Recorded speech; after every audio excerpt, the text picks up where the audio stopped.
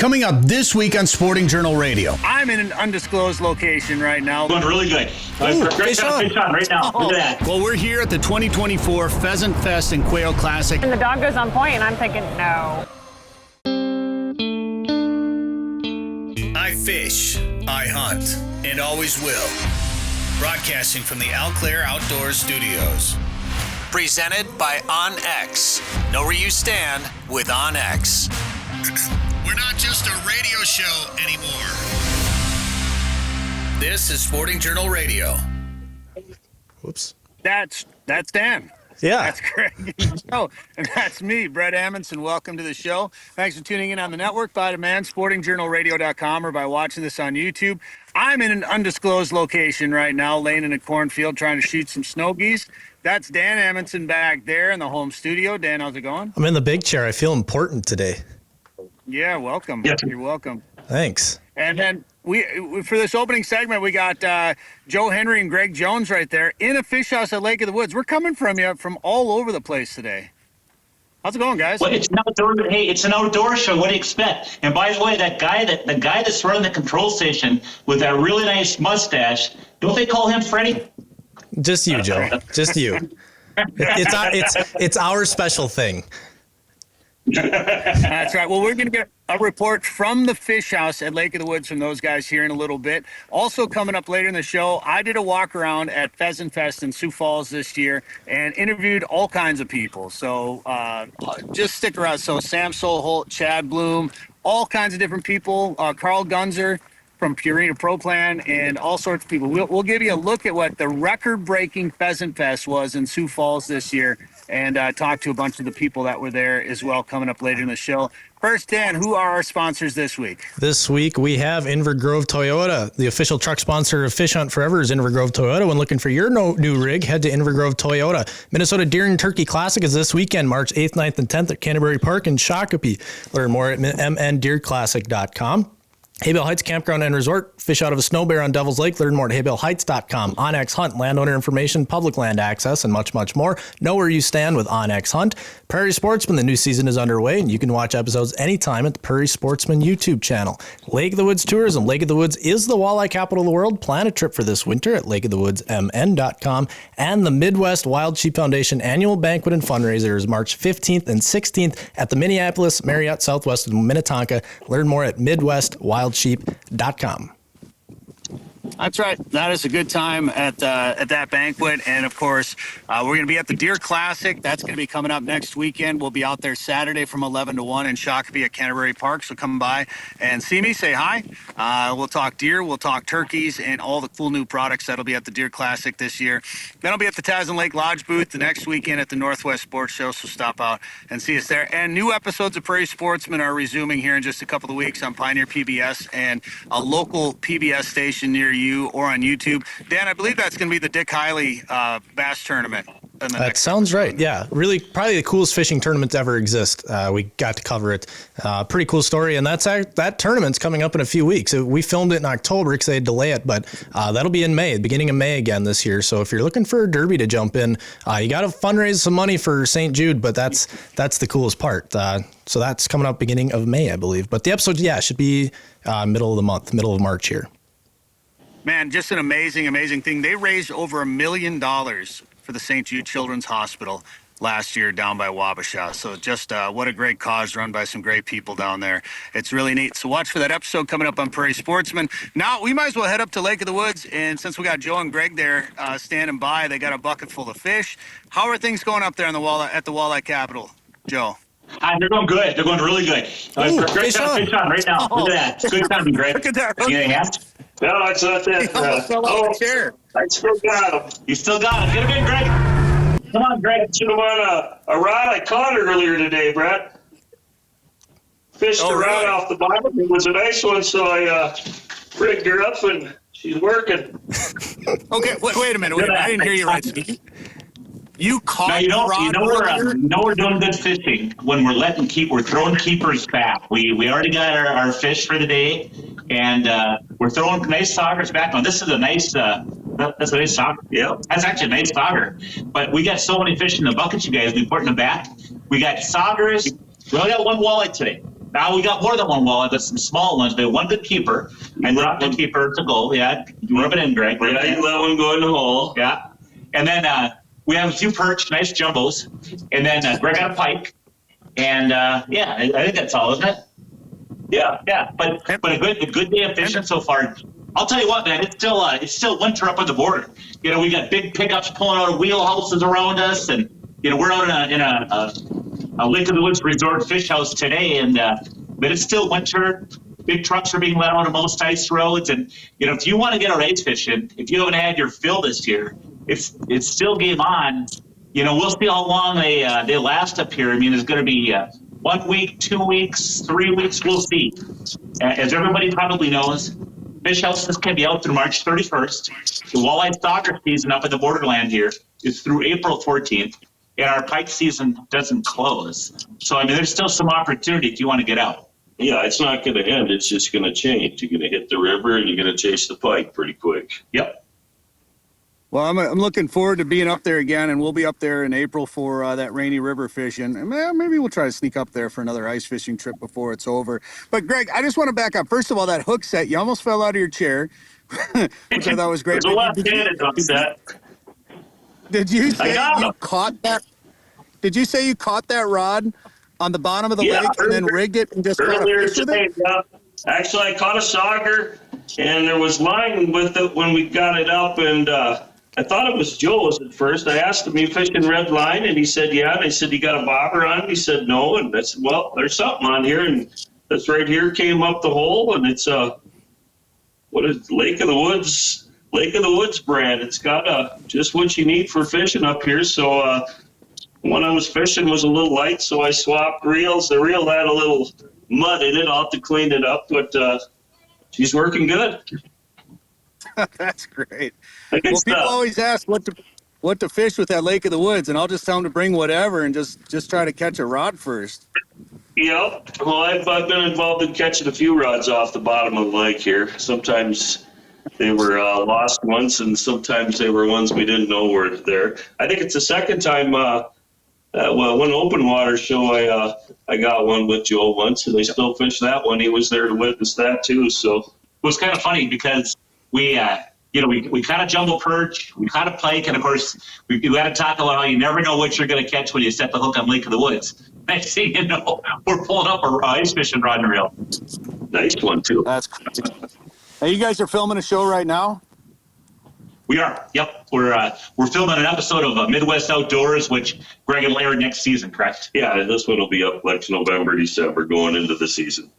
And we're just kind of showing the kind of the culture of ice fishing out of Lake in the Woods, where we always talk about this, you guys, but whether you're a hardcore angler or you're somebody who doesn't ice fish very much, when you can drive out, park at the door of a fish house, step into 70-degree comfort with the hose cleaned out, and the fish house is on the fish.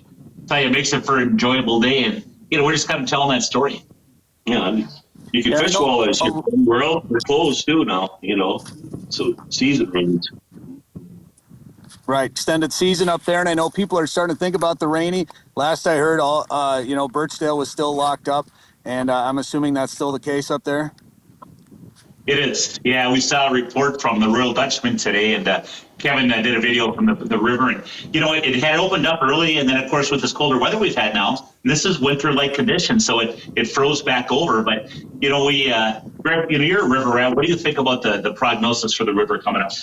Oh, I talked to Paul there. My guess was the 15th of March. So that gives it, what is it, about the 5th or 6th today, another 10 days, somewhere between the 15th and the 20th. They'll bust them landings open, but it's been open a couple times, so that ice that's skimmed back on out there, that's probably an inch or so, and one warm day again, and that'll be gone. And it was getting close to frontier, so I'm going to say somewhere between the 15th and the 20th, they'll be started out that way.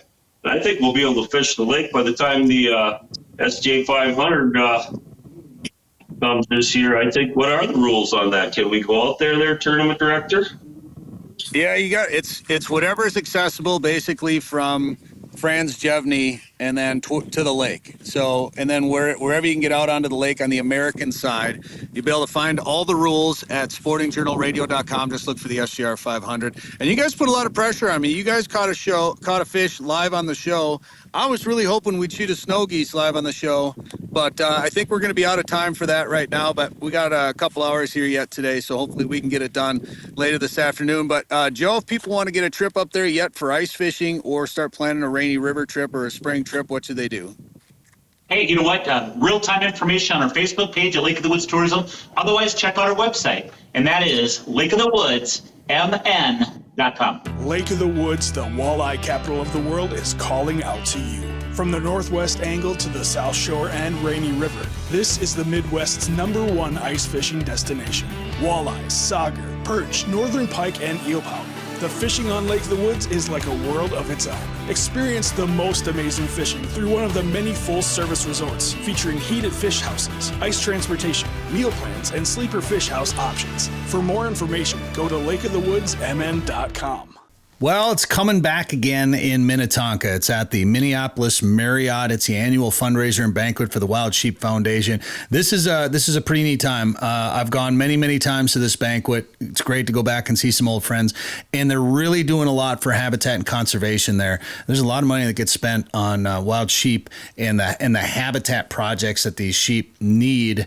And so much of that benefits other wildlife as well. And this year, they've got some cool new things taking place there. Big auction. They're also going to be giving away a couple of statewide youth turkey tags as well. So check it out. The 2024 Midwest chapter of the Wild Sheep Banquet and Foundation, the Wild Sheep Foundation Banquet and Fundraiser, March 15th and 16th at the Minneapolis Marriott Southwest of Minnetonka. Well, we're here at the 2024 Pheasant Fest and Quail Classic at the Denny Sanford Premier Center in Sioux Falls. Now, this event moves around every year. Last year was in Minneapolis.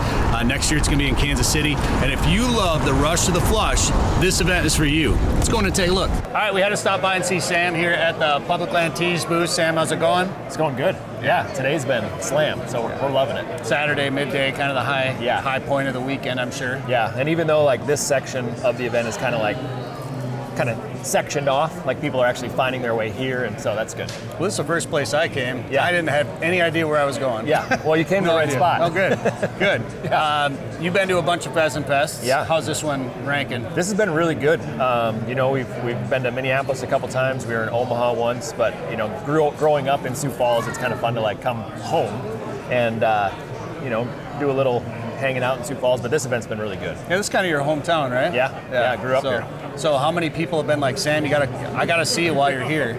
Just a few. Have had actually some family come out and some people that I went to high school with, and just random people like showing up and be like, hey, and I'm like, hey, like, I haven't seen you in 15 years. It's been fun. You did a little coon hunting. I didn't get to go with. I was a little disappointed, but I saw a pretty cool clip of you decoying one in. Yeah, well, we figured we're here for Pheasant Fest. We might as well save a few eggs, and so we went out and we were able to call one in and get that one taken care of. That's cool. Yeah. And conservation is really what this is about. It's kind of a perfect event for you. Yeah. No, I mean, for like the mission statement between Pheasants Forever and what we do, I mean, it just fits together so perfectly. I mean, they are the habitat organization, and at this one in particular, it's sweet because we're part of the Public Lands Pavilion, and so everyone in here is donating at least 10% of the proceeds that they make to the PATH program. Oh, nice. And every $25 raised opens up another acre. So for us, every 5 items we sell all weekend is another acre open.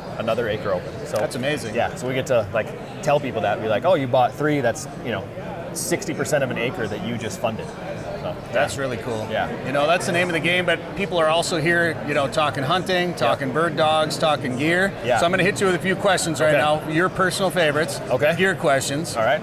Best boots for upland hunting. I'm a big fan of all the Schnee's stuff. So the Kestrels or the new Missions, like they're a lightweight, kind of like above the ankle boot, but easy to walk in, waterproof, the whole thing. So yeah. Best upland vest. I've only used it a few times now, but the Final Rise, Matt Davis over at Final Rise is putting out a killer product. I got the same one. Yeah. I like it too. All right, what do you shoot for a shotgun? I shoot a Savage Renegade. Okay, so you like 3 shots? I do. No offense to the 2-shot guys. I like 3 shots as well. I love 3 shots. Yeah. Right. And on pheasants, leave it open. Yeah. That's right. All right, well, have fun the rest of the weekend. Absolutely. Thanks for giving us a few minutes here. For sure. So we didn't make it far from Sam's booth. We got right next door. Chad, tell us what's going on here. Yeah, hey, so I'm Chad Bloom. I'm with the Rough Grouse Society, American Woodcock Society. We're part of the Grouse Trail here. Obviously, we represent those two species and the forest birds. So this has been a great show for us. We have a ton of upland enthusiasts here. Grouse hunters show up, like the rest of us upland hunters. So we've had great conversations. We've been on the stage, the Public Lands Pavilion, talking about how to grouse hunt, how to woodcock hunt. We got a great membership drive we're kicking off. It's our 10th year anniversary of the American Woodcock Society, so we started that celebration right here. Rough grouse get all the attention in Minnesota, but last time I really got into birds, it was all woodcock, pretty much. And don't they kind of get, all of a sudden you get into that experience and you're like, all right, now this is kind of something special. It was. And those little buggers pop up and, they're so odd to look at, but they're so cool, that little hinge beak, and now you start targeting them, and you're like, okay, I want to get my woodcock, and then I'll worry about getting grouse, kind of thing. Right. So, and it's good woodcock cover makes for a good grouse cover. So you're not hurting yourself on the grouse odds by targeting woodcock to start. So we actually filmed a Prairie Sportsman episode up in Beltrami Island State Forest this year. And I've been hearing from everybody just about what a banner year it was for grouse. It was unreal. Dan and I went up and filmed, and we were coming up with grouse recipes as we were driving up there. Yeah. We hunted 2 days, 15 miles, did not shoot a bird. Yeah. And we got 6 inches of snow right before we got there. So you're right. By all accounts, it was a banner year. We do a national grouse and woodcock hunt, and we've got 40 years of history. So the flush, we track flushes. So the flushes were 40% over the previous high water mark this year. So it was epic. Yeah.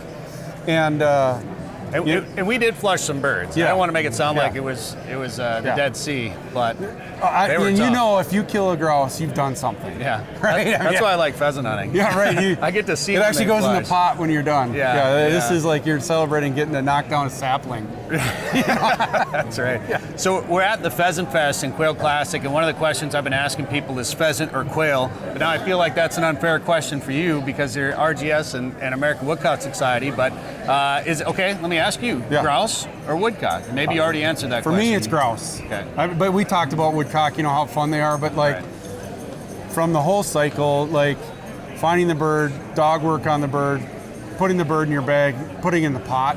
For me, it's grouse. Yeah. So what's your favorite recipe then? So I love browning grouse in cast iron, of course, right? Browning grouse. I get the jalapeno jelly, the Tabasco, just the grocery store Tabasco jalapeno jelly. I take the grouse out, I deglaze that, and it makes a beautiful coating on these grouse nuggets, and I just put that over some rice. For me, that's A+. Okay, 2 shots or 3 shots? What kind of gun are you carrying? So I got 2 grouse favorites, side by side or over under. Okay. So for me, it's 2 shots. Otherwise, I'm pretty much anything else I'm donating. Yeah, we're really for a rough grouse. You're lucky to get that second shot. Totally, it's just out of frustration. Yeah, right. Or hope. Right. So all right. To me, it's 2 shots and on to the next. Right. Well, we're here to promote conservation for bird hunting. Obviously, grouse and woodcock are part of that, so good luck with everything, Chad. Thanks, Brad. Really appreciate all your work, too. Thank you. Yep. 852 million acres of public land, 147 million private properties, all in the palm of your hand. The #1 hunting GPS app just got better. With hundreds of custom map layers, 3D and topographic maps, you can easily scout on the road or at home before you go. And now you can get important weather details, CWD detection, and even know what crops have been planted where. Get the most trusted hunting GPS app ever made. OnX. Know where you stand with OnX. One of the things you can do here at Pheasant Fest is check out a lot of different gear. And to me, you can talk hunting boots, vests, guns, ammunition, but really one of the most important aspects to your gear setup should be hearing protection. Right, Mark? 100%. 100%. Yeah. So Eau Claire Outdoors, I've been using some custom, the EXP Pros, a custom in-ear earring protection. There's a lot of components to that. There is. It's a big deal. Call them exactly, but protecting your hearing is something that's so important when you're out there hunting. It's super important. It's one of those things that you don't know it's gone until it's gone, and you don't know how good it can be out in the field with without having them on. Right. So it is a cool thing. So we filmed an episode of Prairie Sportsman at your place here that's going to be airing here soon on Pioneer PBS and all the PBS stations. And we did a little hearing test, and that was kind of interesting. That was what an we learned eye-opener. from that, right? Yeah. It was kind of fun because my first hearing test, I learned I had a hearing loss that I didn't know I had. And then that kind of started me on my journey of making sure that we're doing products to protect people's hearing. Yeah. And so it was fun to do your hearing screening and find out you've really taken good protection of your ears all these years because you have worn hearing protection, knowing that it was the right thing to do. And man, that was awesome. That was fun. It's so important. You don't get it back. And a lot of people out there just think they don't need it. They like to hear. They have to hear here and there, and they got to know which way the birds are coming or where that deer is, stepping on leaves, whatever. Mm-hmm. But the beauty of what you have is it still lets you hear those things. It lets you hear those, and it's one of the questions we get here a lot at Pheasant Fest and everywhere else is, well, can I hear a grouse flush or can I hear a pheasant flush with these? Is it going to stop that? And the answer is absolutely. You'll hear them better than you could normally, and it's just hard to imagine, but it's actually what happens. It's really a cool experience, and you don't get any of the damage from guns. So. Yeah. And real quick, let's just give a little background on Eau Claire because the outdoor part of your business is relatively new. But you've been in the hearing protection business for a long time. Right on, yep. So we've been in the hearing industry for a long, long time, 60-some years, family in the hearing industry. And in the late 90s, we got into making products for hearing protection, silicones and things that we use. And then the bigger part of our business is musician products. We make in-ear monitors for musicians, the things they're wearing on stage. We make them for TV crews, broadcast, all things like that. Guys and like then us. We're using them. That's right. Yeah. And then more recently, we had made hearing protection for friends, people that we knew, things like that. And we just thought we wanted to make it to a broader audience. So we launched Eau Claire Outdoors and started making all of our custom hearing protection for everyone. Let's talk about what else is going on here. Have you made it around Pheasant Fest a little bit? We have. This is huge, and this has got to be the busiest Pheasant Fest we've ever been to. I mean, it is crazy here in South Dakota. But yeah, the 3 different rooms are just filled with the coolest things. And yeah, what surprised you? Anything stood out for you so far? Oh man, surprised me. There's a lot of stuff. There's a lot of stuff out there. I don't know what surprised me. Or anything that caught your eye a little bit. I don't know. There's a few really cool gun cases out there. There's some neat vests that I'm kind of eyeballing here and there. So, yep. We're talking gear here. What other piece of gear do you take with you when you upland hunt, no matter what? Man, what do I take upland hunting no matter what? My dog. Yeah. Do you bring like a med kit for your dog? Yep, we have a little med kit. A med kit for me and med kit for my dog. Yeah. Favorite boots? Favorite boots?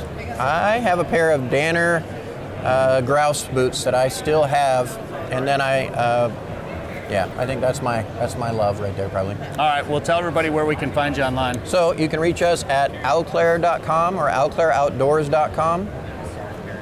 All right. We'd love to see you. Mark, thank you very much. Yeah, thank you for coming by.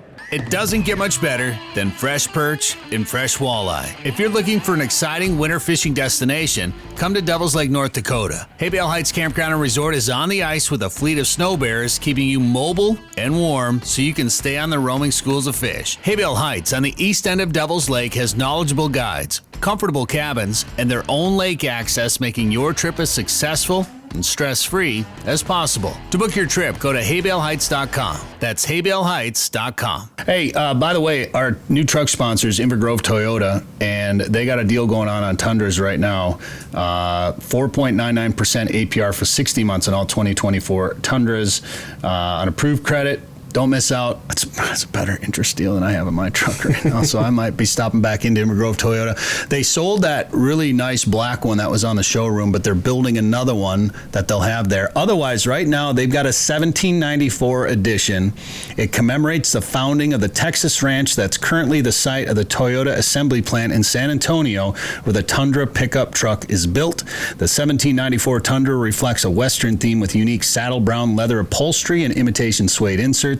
and matching leather bits on the shift console, door trim, and instrument panel. See that right now at Inver Grove Toyota, right off of Robert Street 494 in Inver Grove Heights. It doesn't seem like we ever make it very far from the previous booth. We literally went one booth from Eau Claire here and got to the Her Wilderness booth. Mackenzie, it's like it's almost like it's like a Watson reunion all of a sudden here at Pheasant Fest. Yeah. So tell me about Her Wilderness. Her Wilderness, we created this company to kind of get more women involved in the outdoors. All right. We put on different trips and events all over the United States, and we take women to do things like hog hunting in Texas, iguana hunting in Florida, salmon fishing in Michigan. And outside of hunting and fishing, we do a lot of cool kind of like wellness retreats, off-roading trips, hiking, camping, all of it. Nice. Well, because I remember you were doing like the women's hunts and the trips and things like that. And the next thing I know, I started seeing sweatshirts and apparel, and apparel is kind of taken off for you. Yeah, no, the trips are definitely the bread and butter for Her Wilderness, but the apparel kind of just organically came with it because women love to spend money on clothes. So what? Yeah. No. That's and bags. Do you have purses or just bags? Just duffel bags for all of our hunting That's trips. like a big purse. Yeah. I could see Sam wearing one of those over his shoulder. I'll rock one.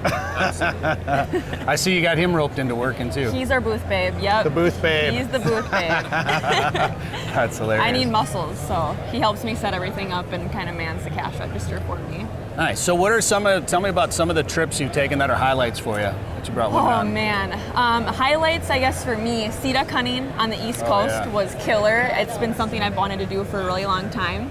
And then every year I go back to Alaska too. And I bring anywhere from 8 to 16 girls up there, and we do week-long trips. And we go halibut fishing and salmon fishing on the Kenai River, and it's a really great time. I think you should bring guys on that trip. I know. I need to do a couples Alaska trip. Oh, there you go. Yep. That'd be cool. All right, so then what do you have coming up?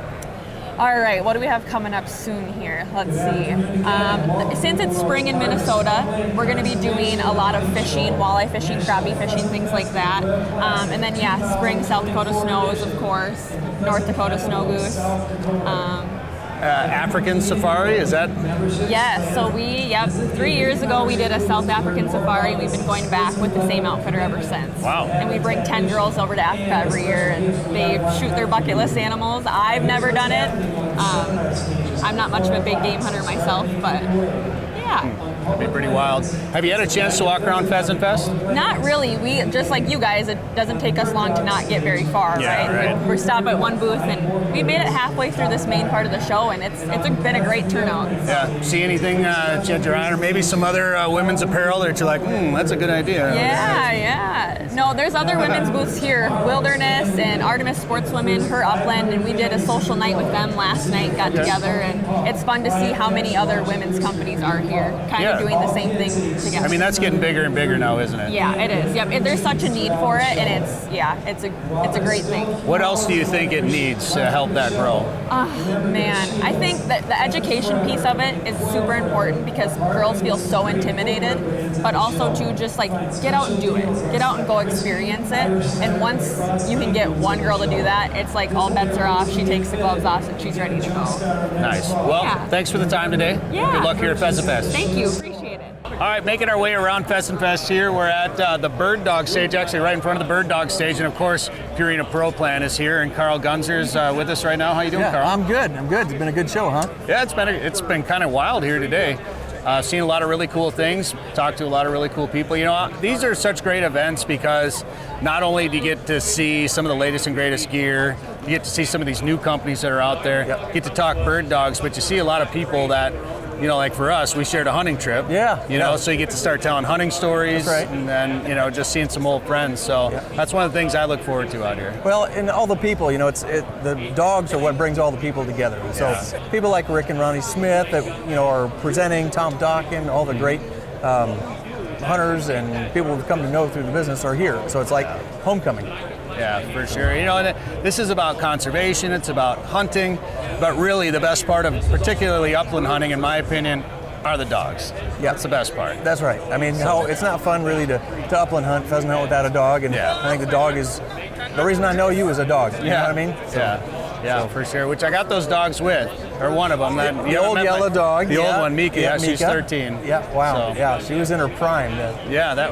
was, gosh, that had been 8, 9 years ago, Yeah, something like that's that, right. 8 years ago. Yeah. It was a while ago. That was a fun trip. It's a fun trip. So, have you had a chance to walk around? I have. Yeah, it's great to see all the different organizations, from nonprofits to all the dog organizations, all the different clubs, the companies. So it's really a great event it's unique in that it has so many dogs and dog-centric, and there's not many events you can go to and bring your dog, and this is one of them. Well, thankfully, Sioux Falls had a place that sells Pro Plan, because I ran out of dog food on this trip, so I was able to get some more while I was here. What's new with Purina Pro Plan?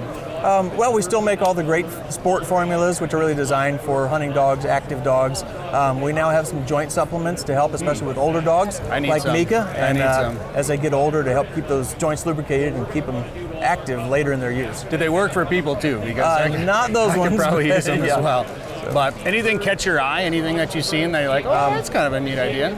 You know, not anything super new, but you know what I am seeing is a lot of different audio places now. So now hearing protection, you know, all of us that have been shooting forever are half deaf. And so you're seeing a lot of companies with hearing protection, a lot of new manufacturers of clothing and all that. So I think just more and more Onyx, more of the companies for apps and all that. So yeah. All right, so I'm asking people some specific things. So I'm going to talk dog stuff with you. Okay. So pointer or flusher? I like to hunt over a pointer, but I own flushers. Exactly. You know, every year I think this year I'm going to get a pointer. Yeah. But I know labs. I like labs, and I do a lot of waterfowl stuff too. So me too. Same thing. It's hard. Yeah. It's kind of funny. I told this story last night. We were talking about pointers versus flushers, and I said last fall I took more guys out than I hunted. It seemed like. Yep. And I ran my dogs with a few guys, and there was one, we were walking cattails along a slough, Yep. and it was like a perfect flush. This rooster got up, and I was just like, all right, and I was filming, so I'm like, all right, rooster, and he puts the gun up and pulls the gun down. I'm like, what the heck? He's like, it was over water. So you've hunted with pointers. Pointers too long, yes. Yeah. I always say it's kind of like a boat. The only thing better than having a boat is having a friend with a boat. The only thing better than having a pointer is having friends with pointers. Yeah. And then you can keep your labs. Yeah, that's right. So what is one thing that every dog owner should have in their vest when they're out there upland hunting? So for me, it's a Leatherman. Something that you can pull a porcupine quill with, cut a piece of barbed wire that gets wrapped around a paw or something. Just for me, it's always handy to have a knife and a pair of pliers and all that in like a Leatherman type tool. All right, let me ask you this question. During the hunting season, what's your feeding schedule like for your dog? Not for you. Yeah, I'm 3 times a day. My dog is 1 time a day, in the evening after they've had time to cool off. So, some people like to feed twice a day, but they really need at least a couple hours after a morning meal, and really 4 is probably better. So if you can keep weight on with a 1 a day feeding, I like the evening, and I really like floating the food. So kind of like you would your cereal, you'd add milk, is float the food. It really helps with hydration. It moves through their system a little quicker. Interesting. So when you're traveling, it's hard to keep them hydrated. So I really like to feed them wet once a day. All right, Carl Gunzer, Purina Pro Plan. Thanks for the time today. Thank you. It's great seeing you. Yep. Don't miss the 2024 Minnesota Deer and Turkey Classic, presented by Select Heartland Chevy Dealers at Canterbury Park in Shakopee, March 8th, 9th, and 10th. This year's Classic features top hunting celebrities like Pat Nicole Reeve of Driven TV, Melissa Bachman of Winchester Deadly Passion TV, and legendary bow hunter Barry Wenzel. Get your antlers scored, view more than 300 antler entries, and see the latest hunting products, plus a great lineup of lodges and outfitters. Learn more about the Minnesota Deer and Turkey Classic, March 8th, 9th, and 10th at Canterbury Park in Shakopee at mndeerclassic.com. So we're talking a lot about dogs here at Pheasant Fest, and we're talking about dog gear and dogs and dog training, but really one of the most important things is dog health. So we got a veterinarian here. Let's talk about dog health. Let's talk about dog health. Dr. Ruth Ann Lobos joins us right now. I know you're with Purina. Yes, yep. So I'm a senior veterinarian with Purina. I still practice a fair amount too, and then I'm certified in rehab and veterinary acupuncture too. What's the weirdest thing somebody's asked you about a dog injury? Ooh, the weirdest thing. That's a tough one. That's good. We get all tough kinds questions. of questions that run the gamut. nothing comes directly to mind Okay. with weirdness. All right. Well, let's see. What's the most common dog injury you see from hunting dogs? Yeah, so hunting dogs, I mean, certainly it's going to be a little bit dependent on where you're hunting, but I would say kind of the most common we see are a lot of times the tears from the barbed wire. Oh, yeah. Because those dogs, God love them, they are tearing after that bird and they lose all perception of self-safety, and so we'll see a lot of lacerations from barbed wire. I've actually been on a big push trying to get more barbed wire removed from public hunting land. Yeah. Because there's a lot of places, that I hunt in Minnesota where it's old farmland that's been sold to the state, and there's a lot of old barbed wire, and some of it's just buried. It's hard to get out. Yeah. There's no question, Yeah. it's hard to get out. And inevitably the dog ends up there one way or another. So it's terrible. So what, if somebody's hunting in an area where there could be barbed wire or Yeah. they run into it, what should they have with them? Yeah, that's a question we get a lot, and sometimes it's shocking to me how people have things in their vest kit that they don't even know what it's for, how to use it, or they haven't checked their kit in, since the last time they went hunting and were started a new season. I love to say that dilution is the solution to pollution. So when they have a laceration, certainly a multi-tool, I think, is going to be Leatherman, whatever it may be, something that has some pliers on it, especially if the barbed wire gets twisted, or if they run into a porcupine, you've got that as well that can be used. But then having some wound flush that's there. So even if you're away from the truck, if we can get that debris out of there, that bacteria out of there, that's going to set that wound up for healing a little bit more quickly. So what about like a staple gun or anything like that? Yeah, the stapler, there's so many people that have it in there and they're like, I don't know, I'm kind of scared to use it. So I do recommend practicing with your stapler before you get out there. If you don't have experience doing that, you can use things like, in veterinary school, we used a ripe banana, and you put a little cut in it and it has about the same tissue grab as skin does. Or like a kitchen sponge is just another way to be able to feel how that stapler is gonna get in there. But if you are, again, gonna be closing off that wound, it needs to be clean. I've seen more bad closures because they haven't actually flushed that wound out, and then it easily gets infected and turns nasty real quick. That if they would have just left it open as long as the bleeding has stopped, and then letting a professional like myself stitch it up is probably a better call.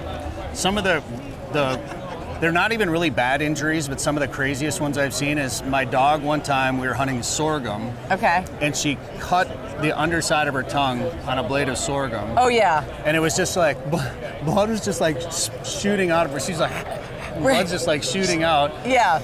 And I was on a trip, of course, and it was a Sunday, of course. Yep. And I was out in the middle of nowhere, and since it was a tongue injury, I've always been like, those usually heal up on their own pretty quickly. Yep. So I quarantined her in a bathroom, and then just kind of kept an eye on her. Right. And the next day, it looked like it looked like a like a disaster, murder scene, right? scene. Yes. But she was fine, Yep. and the bleeding had stopped, and she was okay. That's the plus and the minus of a mouth injury is it has a lot of blood flow, so even a small cut can look catastrophic. Yeah. But also on the good side of that, it has a good blood flow, so the healing process is usually pretty quick.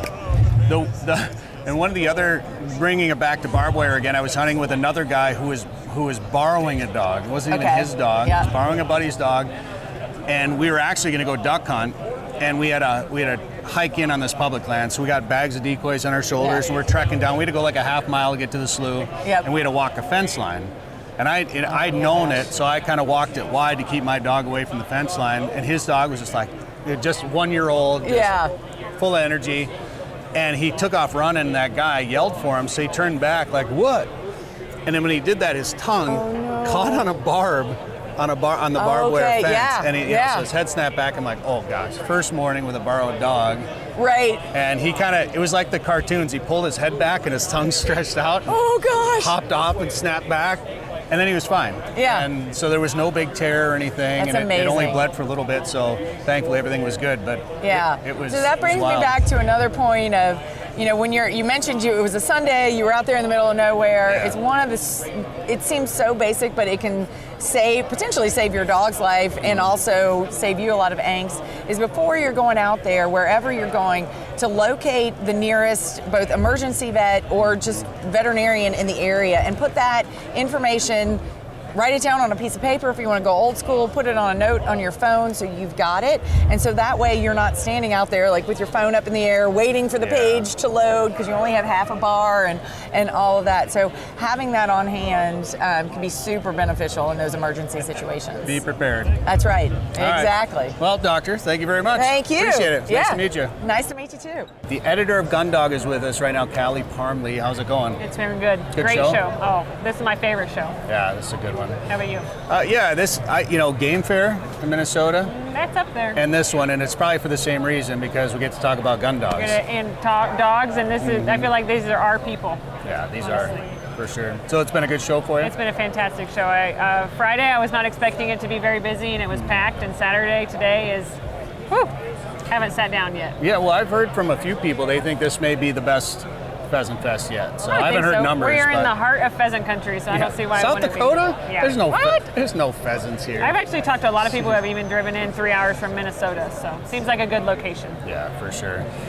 So tell me about Gun Dog. Sure. So Gun Dog Magazine is the authority on DIY dog training, I would say. I have some of the best dog trainers in the world writing for us to give our readers the top advice to train their bird dogs. Additionally, we make sure we cover where to hunt, how to hunt, where you want to go this fall, and take your dog with you. So, is this a monthly? So we actually do 6 issues a year. It's the big 120-page magazine. I'm going to slide right over here and grab it. 120 pages, coffee table-like, so you don't want to throw it away, right? And it's covered in big, beautiful photography, and we have some of the best photographers and dog trainers writing for us. Susanna Love and Ronnie Smith write for us, and Jerry Cassio, Tom Dawkin, everybody. Nice. Very cool. How long have you been there then? I've been the editor of Gun Dog for about 4 years now. 4 years, okay. Yes, sir. Cool. Yes, sir. All right. So do you have to be good at punctuation for your job? No, I'm not very good at punctuation at all. No. I make sure that little red squiggly line on the Word document tells me what to do. I ran a magazine for a couple of years, and thankfully my sister-in-law was a teacher, and my sister was a transcriptionist, so they were my copy editors. Perfect, yes. I could hire family, didn't have to pay them very much. Yes, I mean, we copy Thank you, family. Yes. Yeah. Copy editing is not my strongest suit. Yeah, mine either. I enjoy reading everything every day about dogs, so. I get to look at photos of dogs every day, right? That's perfect. I can't hate it, so. So is this the new issue then right now? So no, this is actually an older issue. The issue on newsstands now is our annual puppy issue, which is all about sporting pups, and my favorite issue of the year because it's literally 120 pages of puppies. So giving you all the advice on bringing the pup home at 8 weeks, basic obedience, getting them started in the bird dog training. All right, and then you do some stuff online then? We do. We have gundogmag.com is a big part of it. If you sign up for a subscription, you get access to our paywall behind our website where you get hundreds of dog training videos along with unique editorial. And then additionally, we also have a TV show. Have you heard of that? It's called Wild Upland. It's on the Outdoor Channel. Nice. It's just following us around in our dogs, chasing wild birds in crazy, unique places. Terrible job. Where have you gone? Like when you think about some of the hunting trips you've taken, whether on the show or not, what's up there at the top for you? Alaska is up there for sure. What'd you do up there? I have hunted both ptarmigan and caribou in Alaska. Oh, cool. Haven't gotten to take my dog up there yet, but even down here in the lower 48, I love to hunt Utah, Montana, Arizona. I've been all over. So it's been pretty unique, pretty fun. I always wanted to hunt caribou in Alaska. That was number one on my list for a long time. Then it slowly morphed into more of a waterfowl hunt in Alaska. Yes, I waterfowl hunt in Alaska. It's pretty cool. I did Kodiak Island a year ago. There you go. Alaska's amazing. Yep, I hunted on Adak Island. Oh, so did you? Kind of close to there, yes. What did you shoot up there? I hunted a cow caribou, and then we're hunting ptarmigan and ducks, sea ducks. Sea ducks. So, shot my first harlequin up there. That's pretty cool. Those are the best. That's pretty cool. All right, so what about any other places of the world other than North America? Did you go South America at all or anything? Yes, I actually did my first South American hunt last June for doves and perdees. and pigeons, which was unique and fun. And I did perdees down in the flatlands. I'd love to go down to Patagonia and hunt them up in the mountains. Oh, yeah. So, woo, that'd be a fun hunt. Did you get to hunt over the Argentinian pointers down there then? Actually, we did, and it was so fun. It was so fun to hunt down there with them and see how they run their dogs. And you're out there in the perdees, and they're in the grass stubble about Short this grass, big, and I'm heading to, the tall grass, right? And they're like, no. And I'm like, come on. And we walk, there goes the Perdiz out of the short stubble. It's so crazy. It was pretty cool. I got to do that, I don't know, 10 years ago, and we were down there for a waterfowl hunt, and the same thing, you want to Perdiz? Yeah. And I'm like, sure, Yeah. all right, and they had these pointers, and the dogs were amazing, and it was, I did the same thing, I headed for cover as a Like, pheasant no, hunter. they're over there. Oh, I get to walk, like, the fairway? Yeah, honestly, it was. Okay. And then the dog goes on point, and I'm thinking, no. And the bird got up right in front of it. It was pretty cool. It was awesome. So anybody watching this, if they said, all right, I've got, money is not an object, I want to go hunt behind a dog somewhere for something, where should I go? Where should you go? Like, what's your number one bucket list, or what would you Bucket recommend list, that you haven't done? That I haven't done? Yeah. Oh, I don't know. I have not shot a mountain quail yet. Does that Okay, count? sure. Mountain quail. I'd love to shoot a mountain quail in Washington or Oregon. I would love to take my dog to Alaska and hunt ptarmigan over my dog. Yeah, that'd be cool. That is a bucket list. That's hunt. hard to. That's a I've lot killed of ptarmigan travel. in Alaska without my dog, but bucket list to take him up there, and I will drive the 48 hours to do it. I don't There you care. go. So Perfect. very cool. All right, well, good luck with the magazine. Thank you. Thank you for your Thanks time for today. having me on. Thank you. All right, Chad Hughes, Wings North. Day's kind of winding down. How's it going? It's awesome. Yeah? It's been a good wonderful. day? It was a good day. It was crazy in here today. A lot of people. It was a lot of people running around, a lot of customers. It was great. That's good. Yeah. I got to say, your booth is the best one because I could sit down. It's exactly. That's how we rope everybody in. Make it comfortable. It's comfortable and inviting. Brilliant. Tell us about Wings North. Wings North, located in Pine City, Minnesota. We opened in 1998. We've got 541 acres that we operate on with 20 different hunting fields, 3 trap ranges, 2 sporting clays courses, rifle and pistol range, whole works. Okay. And people can come out there, they're shooting pheasants, probably chucker. Pheasants, chuckers, bobwhite quail, pigeons for dog training, so whole works. Nice. All right, and so is that like you have to be a member? Can you come up for a day? How does that work? We do both. Okay. So you can come up, you can do a daily membership, come up and try the facility, do a half-day hunt. We treat you with the same amount of disrespect we would any of our annual members, either way.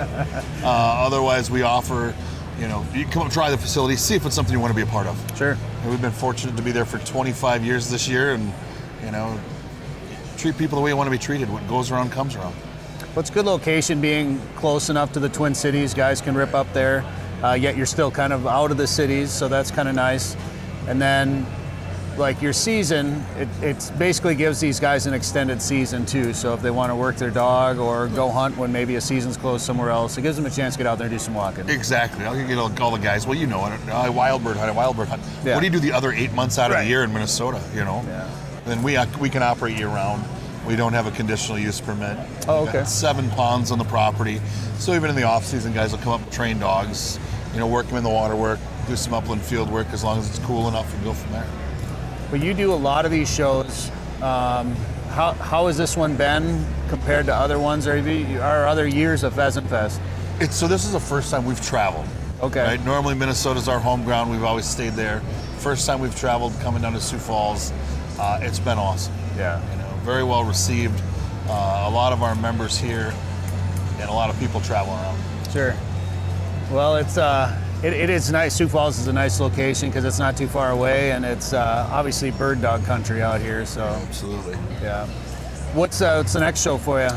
Next show's next week, Deer and Turkey Classic. I'll see you there. Deer and Turkey Classic. And then how about the next weekend? Next weekend after that's Wild Sheep, Midwest Wild Sheep Foundation. And Northwest Sports Show. The Northwest Sports Show, correct. Yeah, it's show season. I tell everybody that this is show season right now, and they're like, I thought show season was over. Right. Our local shows. It's happening. We're up through the first weekend in April is our last show. Yeah. That Midwest Wild Sheep Foundation banquet, that's a good time over there. It is. Those guys do a good job. Yeah. It's a fun group. It's crazy when they auction off some of those sheep tags. Like, so this year they got North Dakota, South Dakota, and Wyoming. Yeah. Like the amount of money that they raise for those tags is astounding. Yeah. Then they'll go, that 115 to 135,000 range. I was there. I think it was the first ever South Dakota tag that they auctioned. I was at that banquet. You were probably there too, I'm sure. Yeah. And I think it was 100,000 or 95,000 or something. I remember sitting in that room watching the number get higher and higher, and I'm like, what is happening right now? The first time we went to, my son's 20 now. At the time, he was about 11, you know. And I said, hey, keep your hands in your pockets. Don't pick your hands up. Don't do anything. Don't move. Yeah. Picture the kid going like this, moving his hair in a year or something. Sold. Oh, God. Yeah, exactly. Terrible. That's awesome. Well, cool, man. Good luck the rest of the show here, and we'll see you at the Deer Classic. I appreciate it. We'll see you next weekend. Sporting Journal Radio is a division of Macaba LLC. If you've got a question, comment, or story idea for us, send us an email. Go to sportingjournalradio.com. While you're there, you can learn how to advertise on the show and visit our store for hats, hoodies, coffee mugs, and more. Go to sportingjournalradio.com.